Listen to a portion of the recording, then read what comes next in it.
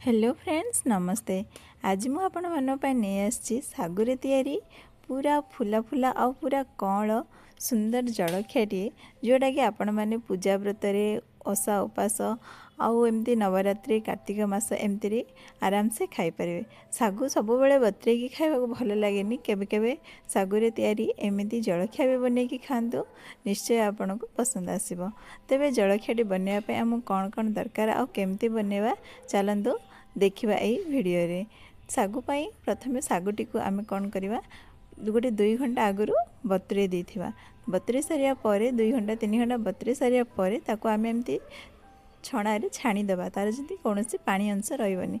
ये सागु गुड़ा पूरा फुली जाइए आयर पूरा पानी अंश काढ़ी सारिया परे एथिरे गोटे 4-5टा छोट छोट सिझा आलू मिसई देछि। जदि बड़ आलू मिसेबे 2टा मिसेले हो 2टी सिझा आलू मिसईदेवा। से बहुत सारा धनिया पत्र आउ किछि छोट छोट खंड होइतिबा कंचा लंका अदा और कंचा लंका को छेचिकी तार जो छेचाटा आउ किछि भजा जीरा सहित मुझे भजा बादाम भी मंजी भी हाथ में मंथिकी जोड़ा फड़ा फड़ा करके पकई देछि।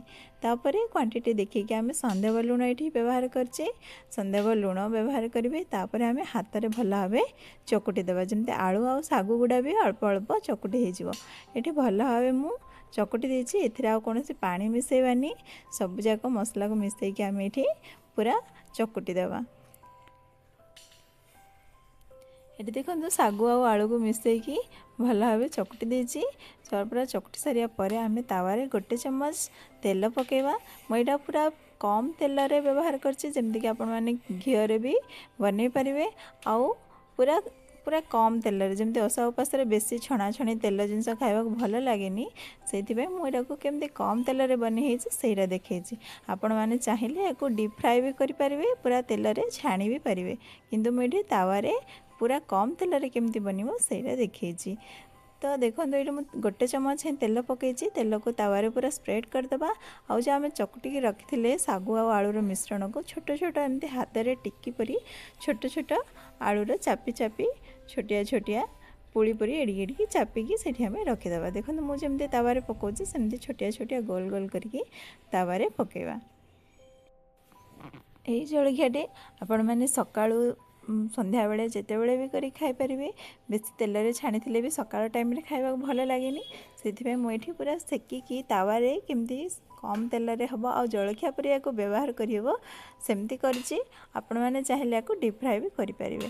ताको प्रथमे गोटे साइड हेबा को देबा आ पितपाते टिके ऊपर ऊपर चापी देबा माने भीतर पर्यंत जेमती गरमटा पसिकी भल भावे सिझी परिवो। तापर धीरे धीरे किछ समय पर गोटे 10 मिनिट ताको सेकिबा पर मीडियम फ्लेम रे ताको आमे उल्टेबा। उल्टेला बेले देखो केते सुंदर गोल्डन कलर हो जाइए। एमती गोल्डन कलर पर्यंत भाजवा बेसी ब्राउन करवानी कि बेसी कंचा भी रखवानी एमती तार जो मीडियम फ्लेम रे बसला भितर ही सागुर जो भीतर कंचा अंश थी से सब नष्ट हो जाइकिना पूरा सिझी जाइथिबो आ बहुत टेस्टी भी लगे। टिके फुली भी जाइथिबो जेहेतु मु पितपाती चापी दउछि आगु फुलाटा जना पड़नी ताकू जदि न चापिकी छाड़िबे से पूरा फुली फुली की बहुत सुंदर बनिबो। तो ये देखो पूरा 2 साइड जाक चापी देबारु पूरा सुंदर भाव बनी जाइए।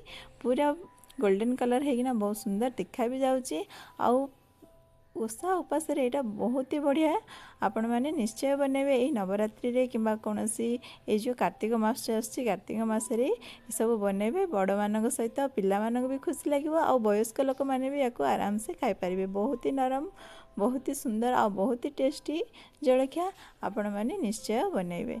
ये देखंतु आपण मैंने दही सहित या खाई पारिबे। दही रे मु किछि जीरा भजा जीरार पाउडर आउ कला लुण पकेइथिली एई दही सहित एटार टेस्ट आहरी बढ़ी जिवो। आपण मान चाहिए अन्य कोनोसी चटनी किंबा तरकारी रे भी या खाई पारिबे। देखंतु केते नरम हेछि पूरा हाथ में चापिले पूरा चापी हो जाउछि। याको घरे थरे निश्चय चेष्टा करंतु। आउ वीडियोटी भल लगी लाइक करंतु शेयर करंतु कमेंट करंतु और चैनल टी सब्सक्राइब निश्चय करंतु। रहुछि नमस्कार।